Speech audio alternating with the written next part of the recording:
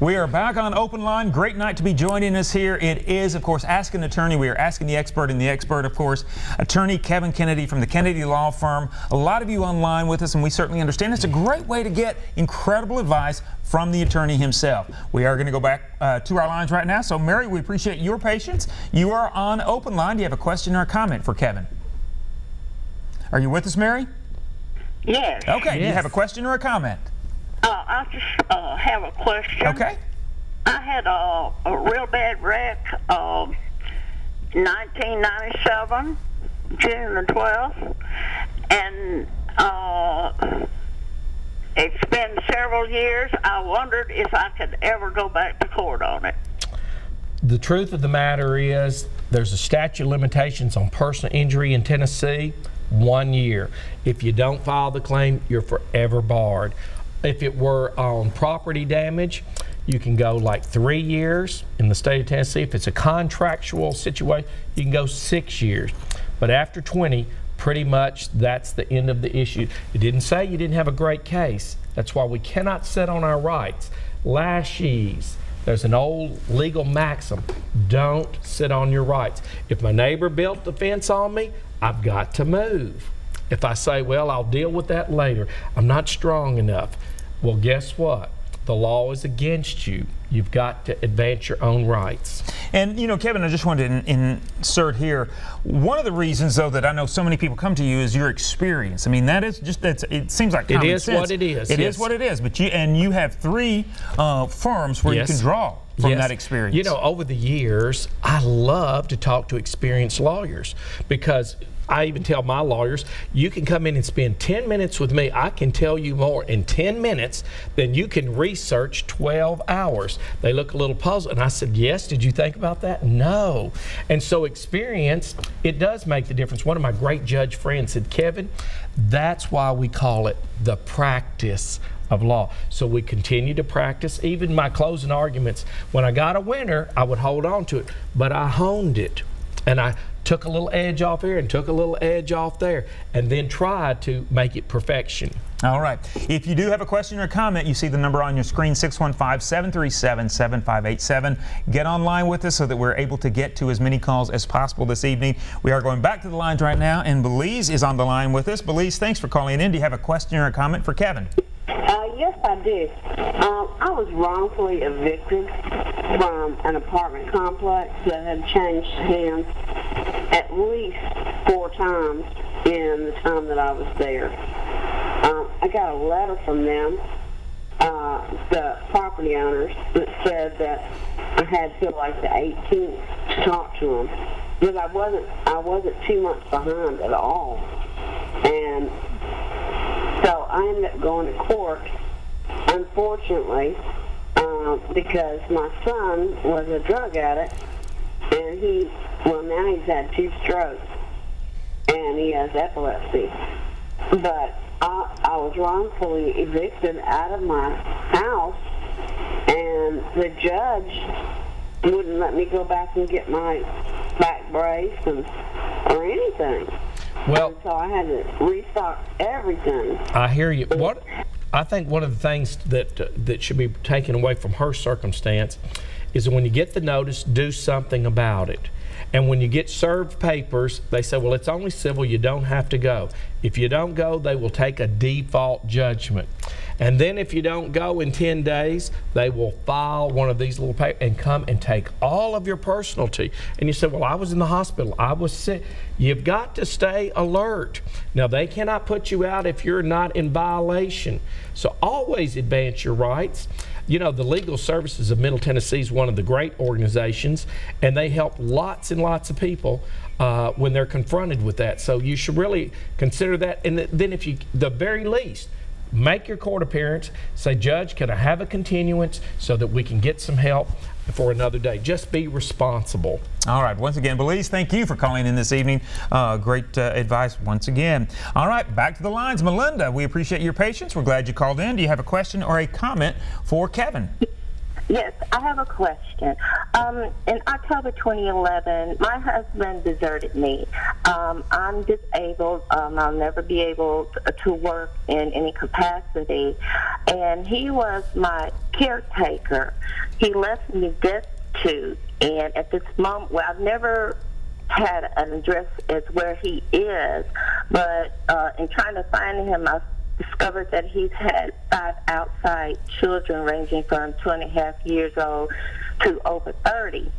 And I'm wondering, am I eligible to request alimony be granted to me from his Social Security? First off, if you're still married to him, yes, you should file for divorce. Yes, you can. If you can get personal service, you can make a claim for alimony. And in fact, you are a classic candidate, because if he has the ability to pay, clearly you have a need. Now, for those people that are confronted, Social Security disability and Social Security usually are not gone. You say, well, then how are we going to collect? A court order can say you owe $1,000 a month, and you say, well, this is all the money that I have. The court order doesn't say where it comes from. The court order says that you owe it. And so many times that puts them in a real dilemma, and perhaps you can negotiate some kind of settlement and be paid through those. But if I were in your circumstance, I would absolutely pursue it, serve him, and I'd ask for the alimony. Alimony in solito means a lump sum. Alimony in futuro means in future payments. If you even got worse, then we would ask to increase that from $1,000 to $1,500. Great information to know. Melinda, thank you so much for calling in. That's why it's a great way to find out what you need to know on the show tonight. We are talking with attorney Kevin Kennedy. It is Ask an Attorney. If you have those questions, make sure you get on the line with us as quickly as possible. Our phone's extremely busy. We are going to go right back to them. So David is on the line with us. David, do you have a question or a comment? Yes, sir, Mr. Kennedy. I am got a problem with rental thing.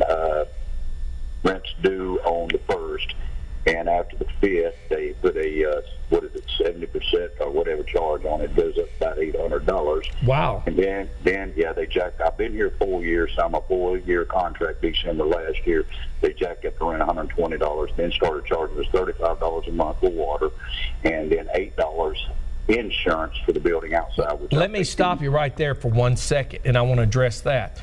You know, if they're charging $800 for a late fee, that probably is unconscionable, and it's probably interpreted unenforceable under that contract. I want to address this. You have a lease. Whatever that lease amount is for that period of time is the law. Now, when it ran out, do they have the ability to raise it to whatever? Yes, they do. Likewise, you have the ability to move and find a cheaper place. So go right ahead.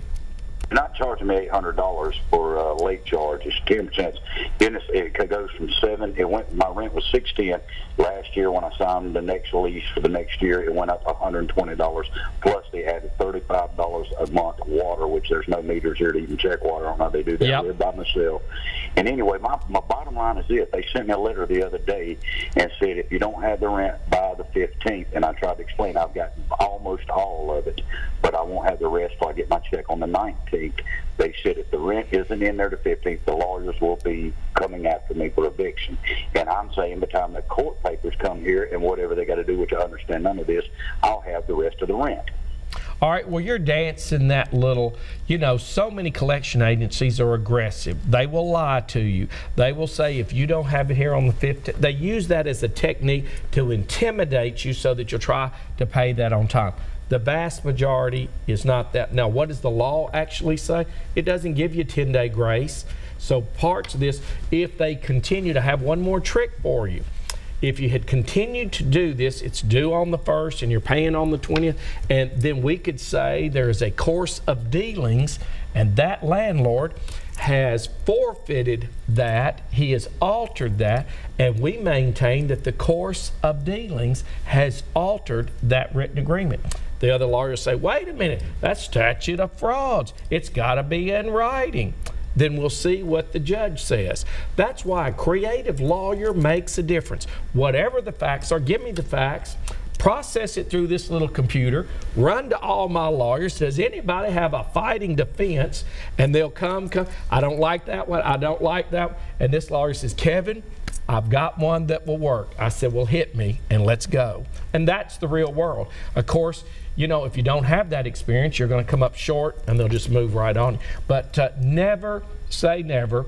And when all these lawyers say, I absolutely have you, never say never. All right. It is like a law course. When I sit here next to you, I learn a lot. So this is really great information for myself as well. So, David, thank you for calling in this evening. We are going to go back to the lines, too. Gerhardt is on the line with us. Gerhardt, thanks for calling in. Do you have a question or a comment for Kevin? Yes, I have a legal question I want to ask him. I went to a sporting event, and at the time it was Gaylord Entertainment Center, and the event was WWE, and I was sitting in the front row, and a lady behind me from the third row accidentally dropped her camera, and so I bent over I did the honorable thing, the gentleman thing, to do the right thing and pick it up for her. And when I did that, somebody had on steel-toed, made like cowboy work boots, and they stepped on my hand, and my hand got bruised. So I told the people at the event that I couldn't stay there because I was hurting real bad. And so they said, well, contact the arena next following week and get back in touch with them and see what they can do about it. Yes. Replace the ticket. So which I did. I called the arena, and then by that time they changed their name from Gaylord Entertainment Center to May Center, and now they're the Bridgestone Arena. And what can be done about that? Thank you. Okay. Well, that's pretty good. They do change all the time. Who's really responsible? Who you were doing business with the night that your hand was damaged. And we see that quite often. If you'd go forward and say, hey, look, I've got this claim, I need to, they say, well, you call us tomorrow, and then tomorrow we have a dilemma. One of the things that you can always do, try to get as much information as you can. Try to get an incident report and see who the manager is and see if they will write that. Find out who their insurance company is, if they will give you the policy. Many times, I would just take the policy, take that claim, and contact them tomorrow, see my doctor, see what my injuries are, and then advance a claim. Okay, so thank you very much, Gerhardt. We appreciate you calling in this evening. I do think we have time before this next break to go back to the lines with us. I think it is Connie on the line with us. Is that right? Okay, on 4.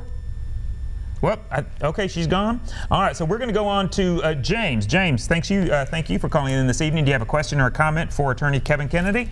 I have a question for Mr. Kennedy. Okay. Can you hear me? Yes, go right ahead, James. Yes, sir. Okay, and see here, in 2015, and at the beginning, like January and February, my grandparents both died a month apart. On January 19th and February 19th, they both passed away. Well, they told me, like, I was in their will, and because I lived with them. They were like my grandparents, but they raised me. They were my parents. And I was with them every day and everything. Well, they had rental property, and they left me their vehicle, and they left me a house because the rental property, so I'd have somewhere to live. Okay. Well, when our son said that they didn't have a will, and they found this will from 1983, which I wasn't even born in 1983. I wasn't even in that will at all, and it ended up, they took my vehicle I was supposed to have, and they sold it, and they took the house I was supposed to get, and they took it. I was wondering if there's anything I could do for that at all. Is there a statute of limitations or anything on that? All right, first off, what you're confronted with is the classic will contest.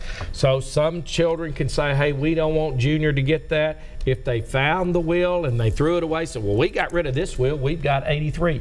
If they get caught doing that, that is a crime, very serious. And so there might need to be some depositions. Everybody that's listening, if you've got parents, grandparents, or friends that said, I left you in the will, where is the will? And you try to get that in your possession, especially if you're the one that's going to inherit everything, because that way that document is important to you. If there is no will and the will is destroyed, then we go intestate. That's just how the government would come back and interpret.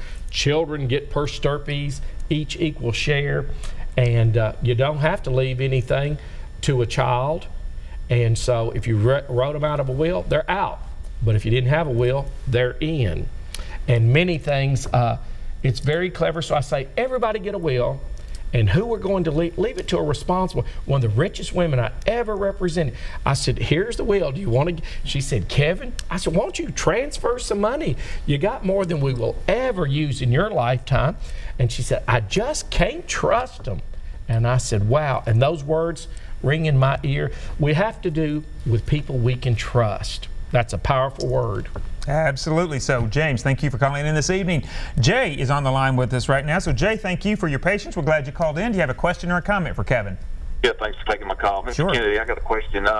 We own some property in another county, and we've been having trouble with the county down there tearing up our fence when they bush hog, and you know those bush hogs that stretch way out. Yes. They knock all the limbs over on the fence and also rip some fence, and we've had horses get out. I was just wondering, as a legal stance, what we have. We've had the road superintendent out there also looking, and he just blows it off.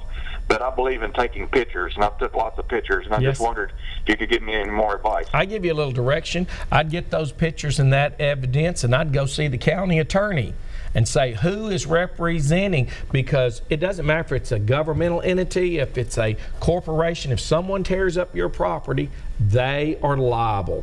And so then we'll find out and have a little discussion with them. And if there is enough damage, you know, a lawyer would like to take that and what is your evidence? Do you have the pictures of those bush hogs? Do you have someone who admits, say, yes, I did hit the fence, I'm sorry, but you know, that's it. Advance. Go start with the county attorney. All right, so thank you so much, Jay, for calling in. We are going to take a short break. If you do have a question, any kind of legal question, this is the time to call. You're watching Open Line. We'll be back right after these messages.